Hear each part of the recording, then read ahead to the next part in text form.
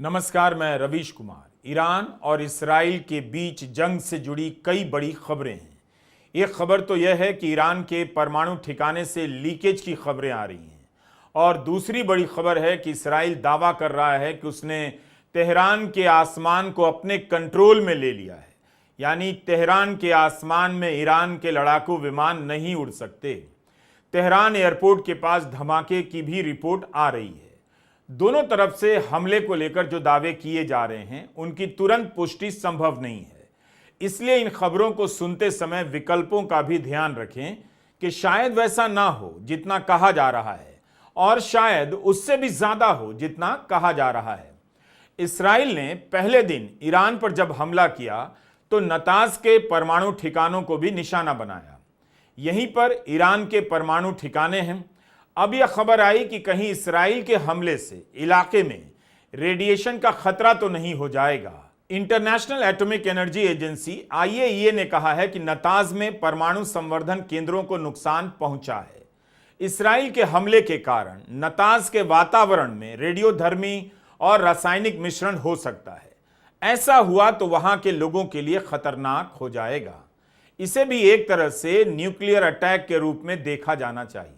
किसी भी हमले में परमाणु ठिकानों को लेकर यही खतरा रहता है कि अगर टारगेट किया गया तो इनके लीकेज से हवा, पानी सब प्रदूषित हो सकता है और बड़ी संख्या में लोग लंबे समय तक के लिए प्रभावित होते रहेंगे। IAEA ने कहा है कि यह बेहद चिंताजनक है।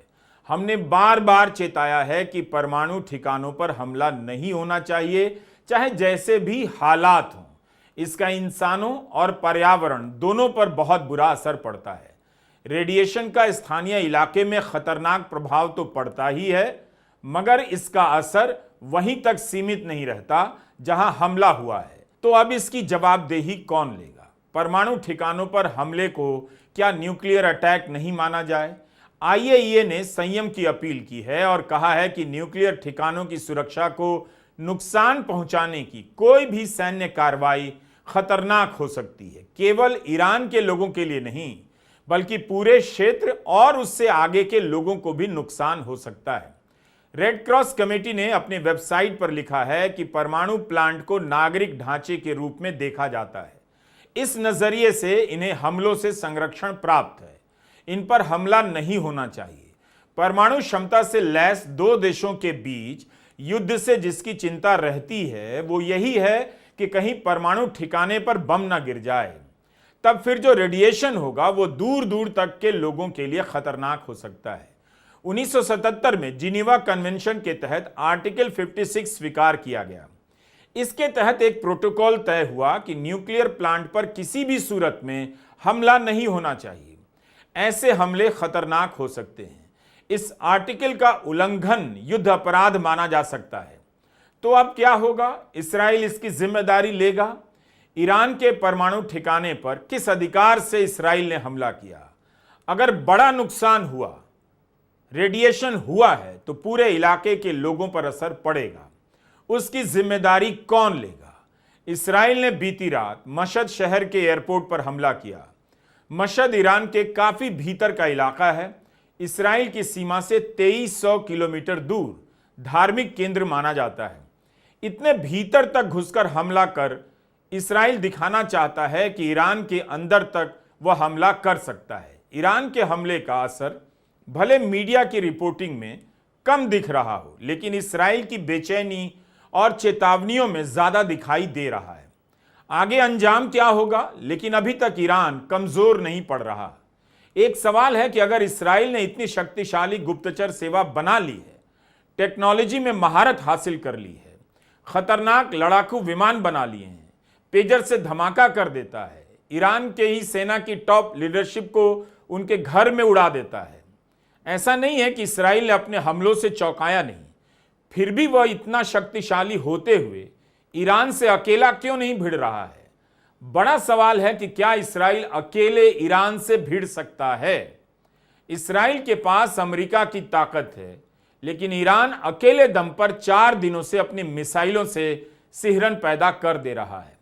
युद्ध के समय की खबरों की पुष्टि मुश्किल है, लेकिन ईरान ने 300 से अधिक मिसाइलें छोड़कर तबाही मचाने का दावा किया है। उसके कुछ वीडियो बता रहे हैं कि इसराइल को कम नुकसान नहीं हुआ है। इसराइल की तरफ से ऐसे वीडियो भी जारी किए जा रहे हैं कि उसके नागरिकों को कोई फर्क नहीं पड़ रहा, वे सामान्य काम में व्यस्त हैं। लेकिन वीडियो इसके भी आ रहे हैं कि इसराइली बंकर में भागकर शरण ले रहे हैं। आजकल इसराइली अपने घर से ज्यादा घर के नीचे बने बंकरों में रह रहे हैं। इस समय एक बात नोटिस कर रहा हूं कि पश्चिमी मीडिया की रिपोर्टिंग में केवल इसराइल नहीं है, ईरान का भी हमला है और उसके हमले से नुकसान की भी खबर है। एक तरफा जैसा कुछ नहीं दिखता। पश्चिमी मीडिया तेल अवीव से लेकर हाइफा सिटी से रिपोर्टिंग कर रहा है। बीबीसी की टीम हाइफा शहर से रिपोर्ट कर रही है, दिखा रही है कि शहर में भारी नुकसान हुआ है, बहुत सारी इमारतें गिर गई हैं, जलती हुई कारें दिखा रहा है बीबीसी। इसका मतलब है कि हाइफा शहर में नुकसान तो हुआ है। अब रही बात कि क्या हाइफा बंदरगाह को नुकसान पहुंचा है। ईरान का तो ऐसा ही कुछ दावा है, लेकिन हाइफा बंदरगाह के बंद होने की खबर नहीं आई है। इस बंदरगाह का संबंध भारत के अदानी समूह से भी है। यहां अदानी समूह ने अरबों रुपए का निवेश किया है। इस समूह के सीईओ जोगेशिंदर सिंह ने कहा है कि हाइफा में कंपनी की कार्गो फैसिलिटी को नुकसान नहीं हुआ है। नुकसान की खबरें सही नहीं हैं। ईरान ने दावा किया है कि हनीफा शहर के सैनिक और ऊर्जा ठिकानों को टारगेट किया गया है। अदानी समूह का कहना है कि हाइफा बंदरगाह को नुकसान नहीं पहुंचा, बंदरगाह चल रहा है।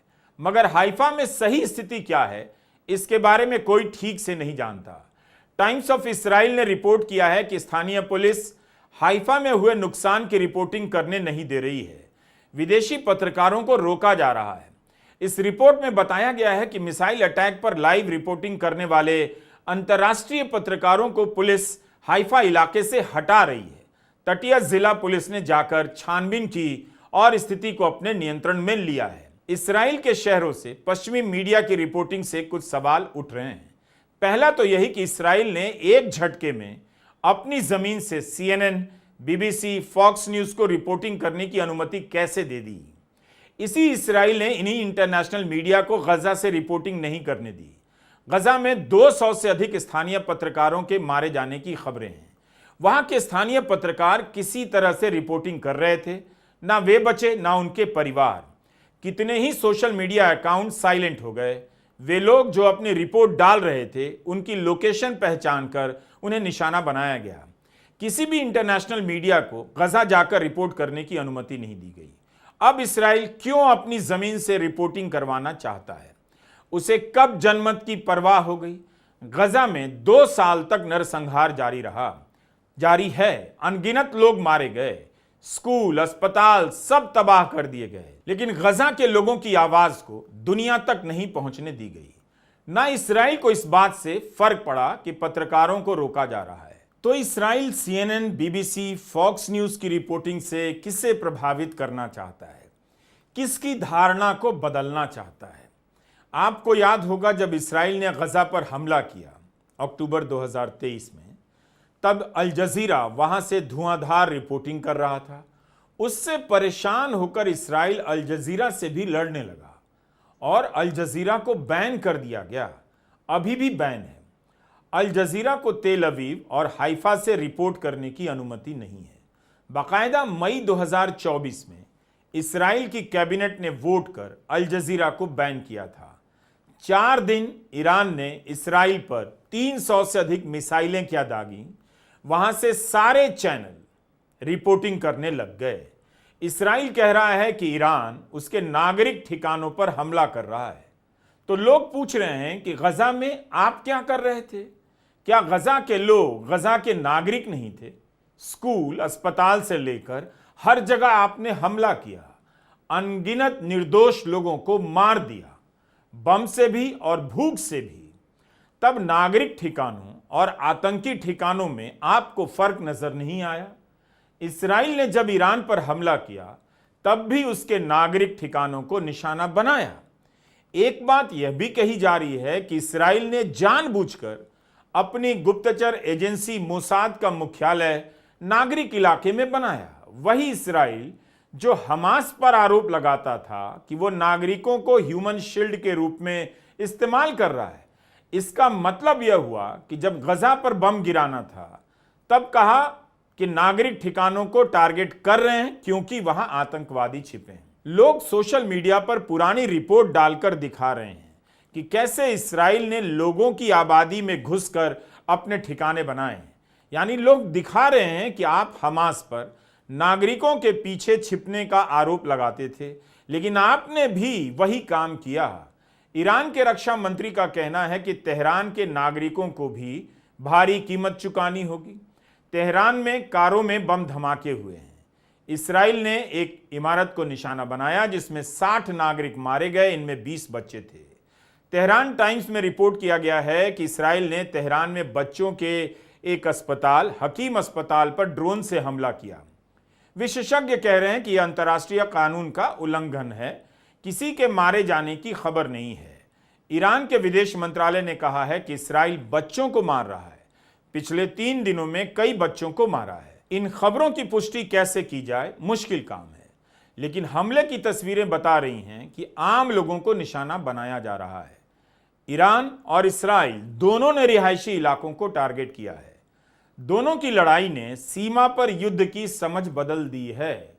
आमतौर पर युद्ध को सीमा और सीमावर्ती इलाकों तक सीमित माना जाता था, लेकिन ईरान ने अपनी क्षमता से इस्राइल की राजधानी तेल अवीव के भीतर मिसाइलें दाग दी हैं और इस्राइल भी तेहरान से लेकर ईरान के भीतरी शहरों को टारगेट कर रहा है। मतलब इस जंग में रिहायशी इलाके जंग के मैदान में बदल गए हैं। यही आने वाले समय में युद्ध का भविष्य होने जा रहा है। लड़ाई सीमा को लेकर होगी, मगर सीमा पर नहीं होगी। ईरान और इराक के भीतरी मोहल्ले में यह लड़ाई चल रही है। ईरान यह भी दावा कर रहा है कि अपने देश में सक्रिय मोसाद के 2 एजेंट को पकड़ा है। एक एजेंट इस्माइल फाखरी को फांसी दिए जाने की भी खबर है। ईरान की तरफ से वीडियो जारी किया गया है कि भारी मात्रा में विस्फोटक से भरा एक ट्रक जब्त कर लिया गया। इस ट्रक से 23 ड्रोन बरामद हुए हैं। इसके पहले भी ईरान के भीतर मोसाद के एजेंटों के गिरफ्तार करने का दावा किया गया था। तो दोनों तरफ से ऐसे ऐसे दावे किए जा रहे हैं जैसे आज ही सब कुछ मिट गया है। इस्राइल का तेहरान पर कब्जा हो गया है और मानो ईरान का तेल अवीव पर। इस्राइल ने ईरान में तबाही मचाई होगी क्योंकि वह सक्षम है, उसके पास अमेरिका की ताकत भी है, लेकिन ईरान कैसे तबाही मचा रहा है, उसके पास क्या कुछ है, इसके बारे में ठीक ठीक जानकारी की घोर समस्या है। ईरान की सैन्य क्षमता के बारे में भी और उसकी मिसाइलों ने सैनिक ठिकानों को कितना नुकसान पहुंचाया है उसकी भी जानकारी कम है। प्रामाणिक जानकारी की कमी है। इसके बाद भी दिख रहा है कि ईरान कमजोर नहीं पड़ रहा। उसकी मिसाइलें इस्राइल के अभेद्य माने जाने वाले सुरक्षा कवच आयरन डोम को छकाकर तेल अवीव से लेकर हाइफा सिटी तक पहुंच रही हैं। यह भी खबर है कि तेल अवीव में अमेरिकी दूतावास को भी ईरान के हमले से कुछ नुकसान पहुंचा है। ईरान ने 300 मिसाइलें दागी हैं। इस्राइल दावा करता है कि ईरान की बहुत सी मिसाइलों को नाकाम कर दिया, लेकिन इसके बाद भी आप देख रहे हैं कि ईरान की मिसाइलें इस्राइल के शहरों में पहुंच जा रही हैं। इस्राइल के रक्षा विभाग IDF ने कहा है कि इस्राइल की मिसाइलें नष्ट कर दी गई हैं। मिसाइलों के स्टोर को नष्ट किया गया है। ईरान की मिसाइलों की 1/3 क्षमता खत्म कर दी गई है, ऐसा इस्राइल ने दावा किया है। ईरान के कई शहरों में 100 से अधिक सैनिक ठिकानों पर हमला किया गया है। अब जो समस्या इस्राइल से रिपोर्टिंग को लेकर है, वही समस्या ईरान से भी रिपोर्टिंग को लेकर है।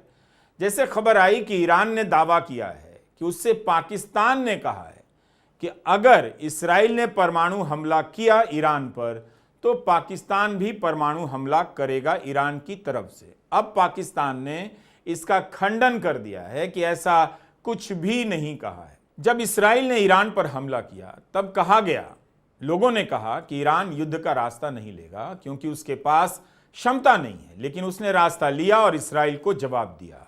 दोनों में से पहले कौन पीछे हटेगा? भारत और पाकिस्तान की तरह इस केस में नहीं होगा कि ट्रंप घोषणा करेंगे सीज फायर की सबसे पहले और फिर उसके काफी देर बाद दोनों देश घोषणा करेंगे। इस्राइल पीछे नहीं हटेगा। वो जिस तरह से ईरान में तबाही मचाने का दावा कर रहा है, अभी से ही खुद को विजेता की तरह देखने लगा है।